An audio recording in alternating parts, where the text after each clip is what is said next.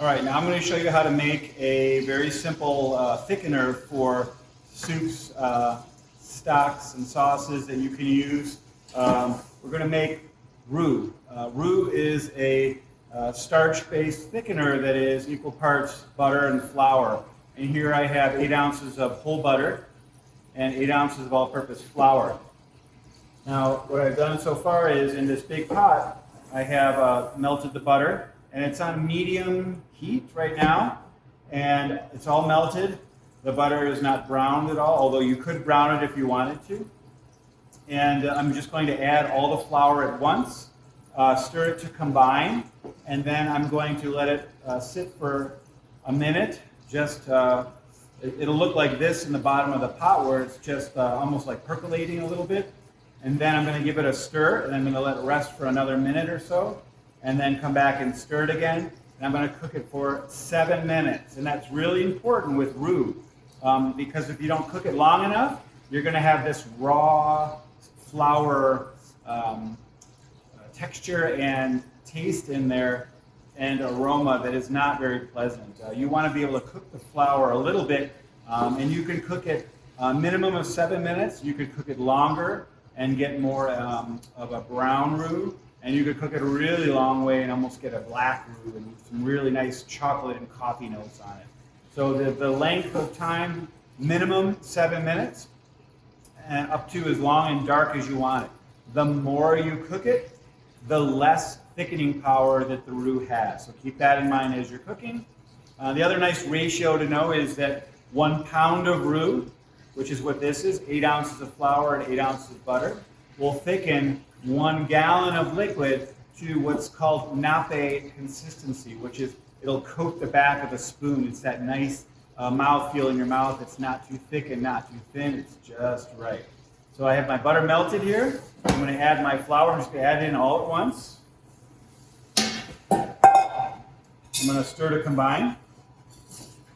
And the texture should look like wet sand. I'll show you in a second what that should look like, so you can see it.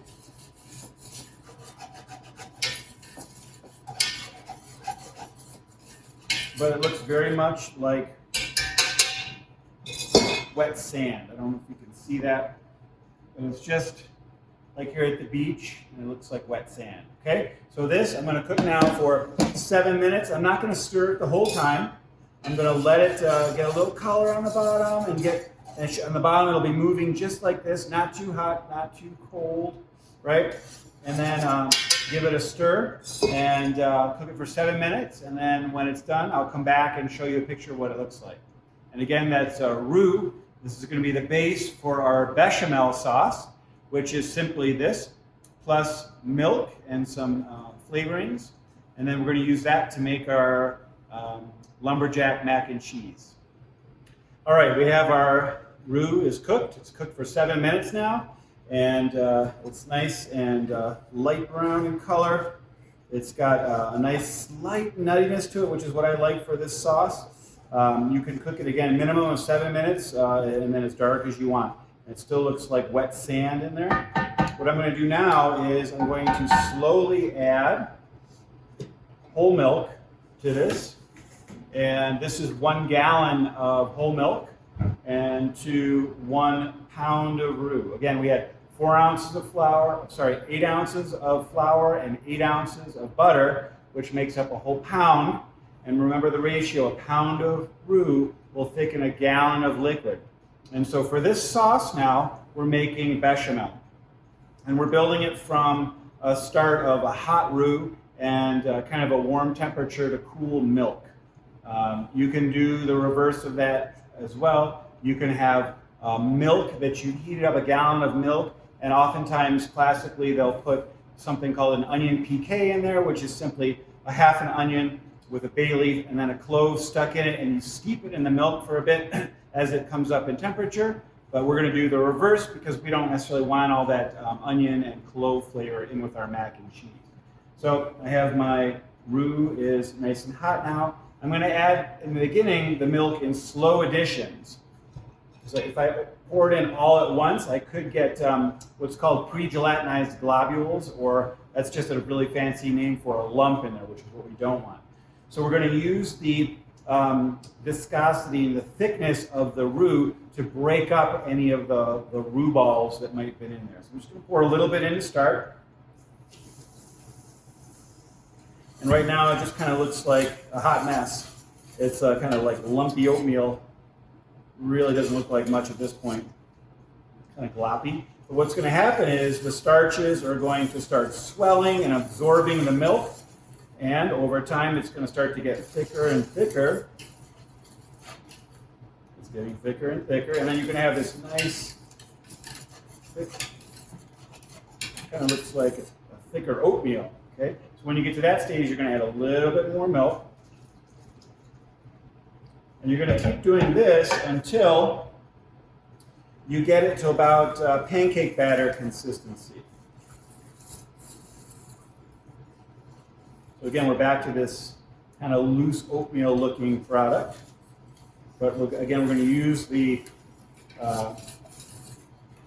thickness of this to break up any of the lumps that are currently there. You can kind of see them as they're falling down. Another important thing to note about using starch thickeners is they need to come up to almost a boil before they realize the full thickening capacity of that starch. If you don't bring it to a boil and you keep adding starch to it and then all of a sudden it comes to a boil, it could really seize up on you and get too thick. So it's important that you either are working with the right ratio and understand how much you're putting in there, or if you're finishing at the end, that you, like let's say your soup or your sauces, you want it a little thicker, you can use a different type of starch thickener called a slurry, which is simply cornstarch mixed with a little bit of water, cold water, and then add that slowly. But make sure that liquid comes up to a full boil before you add any more. Because if you don't, and you keep adding it, it could turn into a hot mess for you. All right, so it's getting thick again.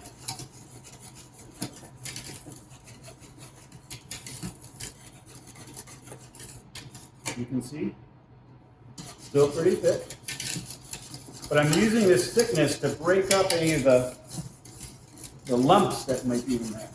So it's nice and smooth. It kind of looks like very like an almond butter, really like whipped frosting, maybe coconut frosting or cinnamon frosting, kind of what it looks like.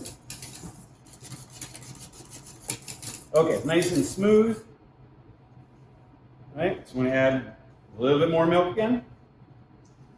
This is probably my last addition of this type.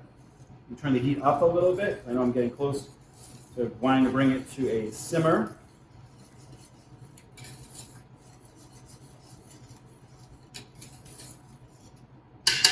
A good recommendation too is to use our $10,000 tool or a rubber spatula and clear off the sides and where the sides meet the bottom of the pot so that there's no bits hanging on the side and that you're using all the starch available to you.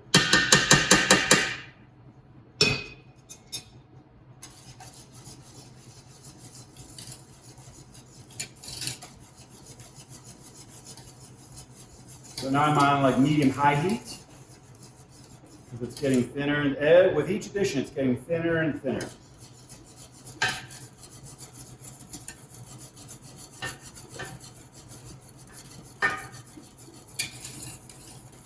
Clearing the edges.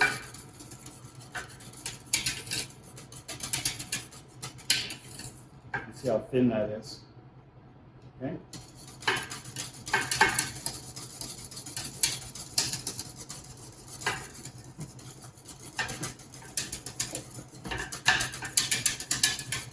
Letting it get slightly thick to allow the thickness to break up any of the lumps in there. And so this is bechamel, which is one of the mother sauces. The mother sauces make up a name, and the mother's name is Beth B. B is bechamel, E is espagnole, T is tomato, H is hollandaise, and T is tomato. V is veloute. So bechamel, espagnole, tomato, hollandaise, and velouté. So those are the mother sauces. And in most cases, you would never serve a mother sauce. Mother sauce is a base that then you would add on or add into other elements to create what are called small sauces or derivatives of those mother sauces. So you would never really serve bechamel in a restaurant. You would use bechamel and then add some cheeses and then it becomes a cheese sauce. You could add a little Parmesan and Gruyere and it becomes Mornay sauce. You could add a little bit of cream and lemon juice and that becomes a cream sauce. So that's how we kind of use those in a classic kitchen. So you can see now, nice and smooth again. Okay? You can see how smooth that is. All right, so now I'm going to add all the milk slowly. So we got to like a pancake batter consistency.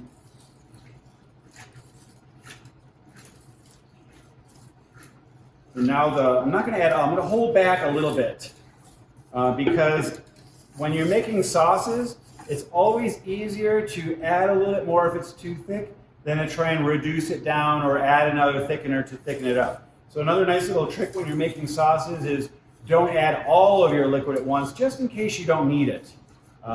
Most of the time you do, but it's always a good practice to hold back a little bit of your liquid. Okay, so now the roux is fully incorporated in this gallon, almost gallon of milk, and I'm gonna bring it up to a simmer, right? So which is around 185 degrees.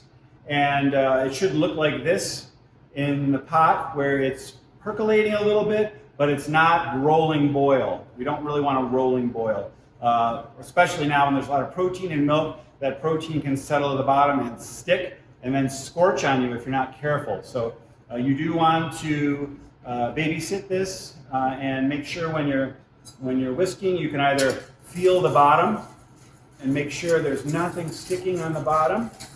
And then occasionally you can come by and take your rubber spatula and clear off anything.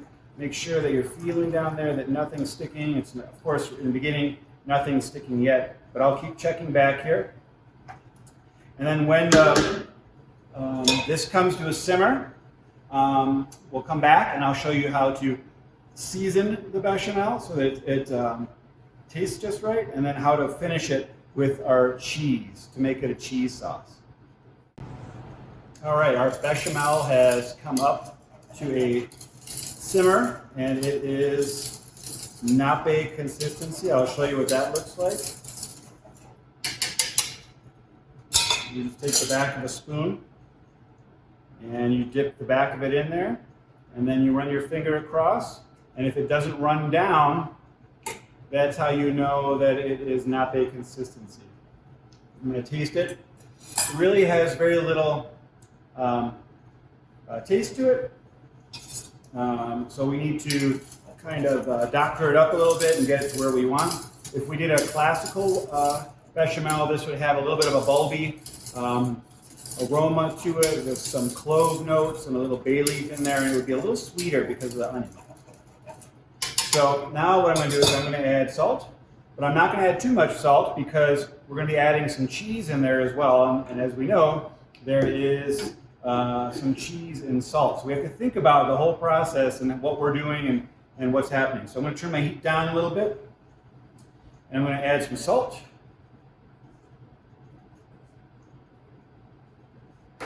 I'm going to give you my little secret to a bechamel sauce that I like for mac and cheese is a little bit of cayenne.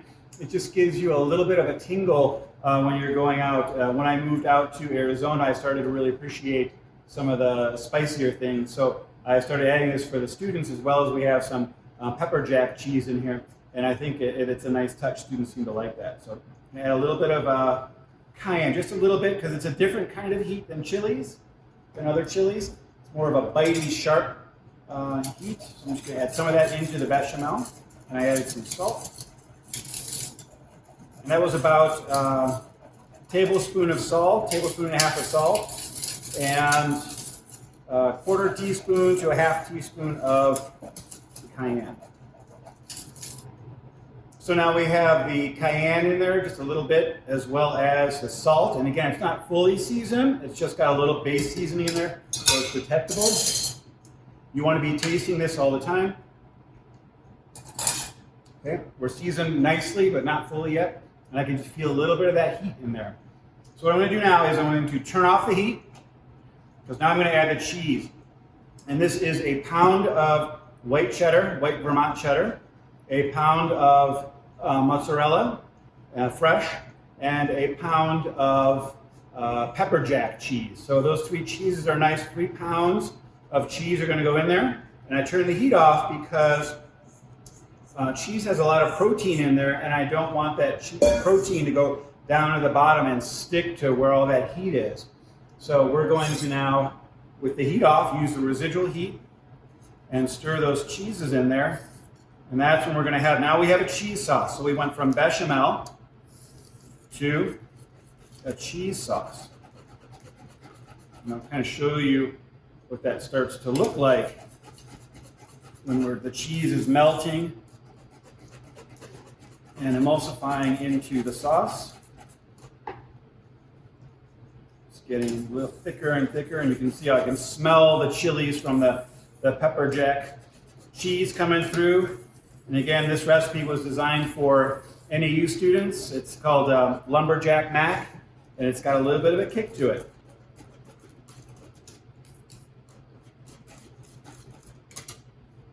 All right. So I'm liking this. It's a little thick, so I'm just going to remember that little bit of milk that we reserved back from the sauce. I'm going to add that in now, because I don't want it to be too thick when I add it into the macaroni noodles. Then when you bake it, it gets really thick. You want it to be somewhat creamy when you're serving it. All right, so I'm going to give this a taste now. So this is the finished sauce. This is kind of what it looks like. I won't pour it out, but thick, and so it's nice, well put together. Lots of flecks of chilies in there. Got a little bite to it. And I think it's there. So now I'm going to put the mac and cheese together. And what we're going to do here is, when we make mac and cheese, there's a reason why we use these noodles. And, you know, can you imagine this dish with spaghetti noodles? It just wouldn't be the same. And the students figured out very quickly that it's inside these little holes in the macaroni, the cheese sauce can get inside there. And then when you bite down on the noodles, the cheese sauce shoots on the out the side. And that's for a food experience, it's very nice to have that. So we're going to put the noodles. This is 3 pounds and 3 ounces of dry macaroni for 1 gallon of sauce. That's the kind of the ratio that we settled on.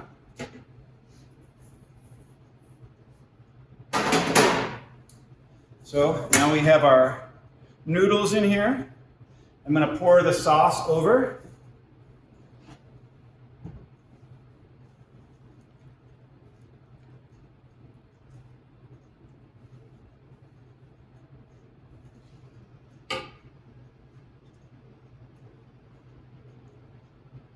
And remember, every ounce counts.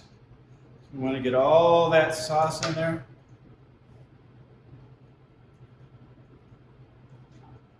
Use our $10,000 tool.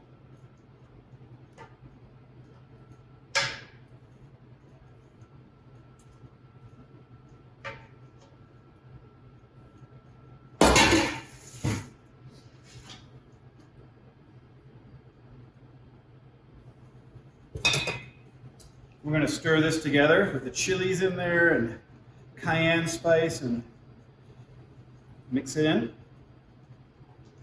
And there is a good ratio kind of to have noodles to sauce, and it's that 3 1/3 pound of dry pasta. So you start off with you weigh out. So basically you could get 3 1-pound boxes of macaroni and cheese, and it'll make this much. You could certainly break it down and do 1 pound if you're not cooking for a lot of people, and just work the numbers back out from there. And again, it was 1 gallon of milk and a pound of roux and 3 total pounds of cheese. You can use whatever cheeses you like in there. I've done these with goat cheese is one of the pounds, so like a white cheddar goat cheese and maybe Monterey Jack, and I'll do that with a little bit of lobster meat in there. I've done this with pulled pork, where we put some the pepper jack cheese and some cojito cheese in there and bring it more towards Central and South America. You could certainly do it and go unctuous and do a pound of white cheddar, a pound of mozzarella, and then a pound of blue cheese, and serve this as a side with maybe a ossobuco or a braised short rib, something like that. So it's really fun. You can play around it. You don't have to use specific kinds of cheeses. It's just preferred that maybe 2/3 of the total amount are good melty cheeses. So you want to use like all Parmigiano Reggiano or Pecorino or Manchego, something like that. You can certainly do a Swiss version of this. Serve it with some sausages and potatoes.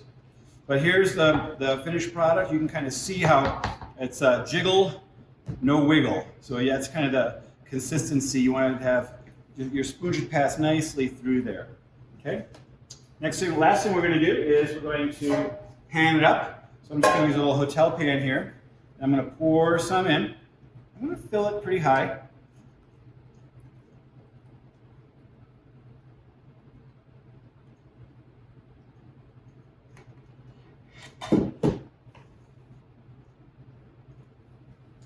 And spread it around.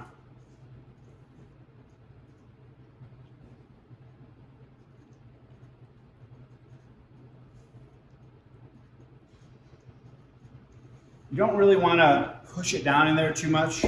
You want it to be somewhat light. The last thing I'm going to do is I have some panko, Japanese toasted breadcrumbs here with a little bit of butter, and I like to put a little bit of Hungarian sweet paprika on top.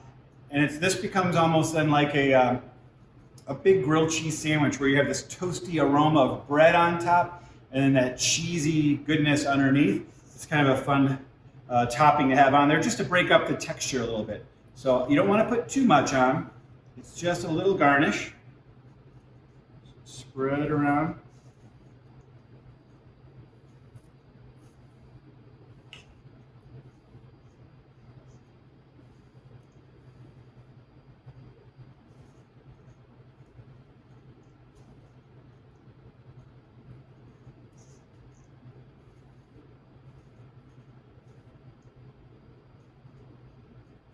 All right, so that's the finished mac and cheese before you put it in the oven. The last step is going to be to put this in a 350-degree oven for about 25 minutes. It should be bubbling a little bit on the sides, and your breadcrumbs, you should smell like toasted bread coming out of the oven.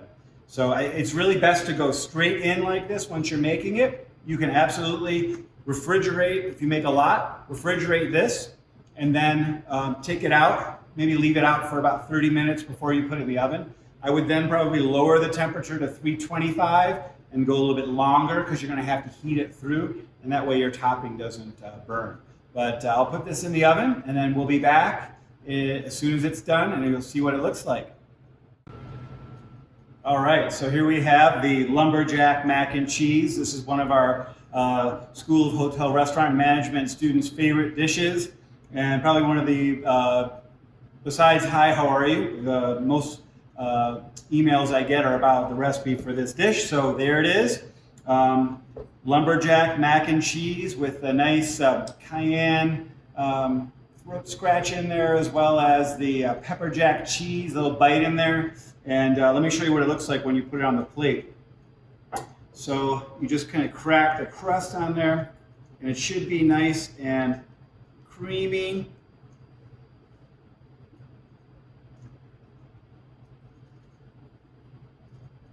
And there it is.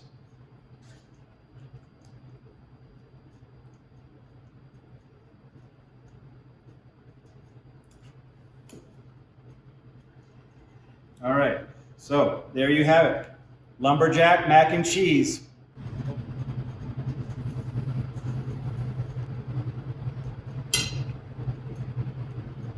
Now that is some mac and cheese.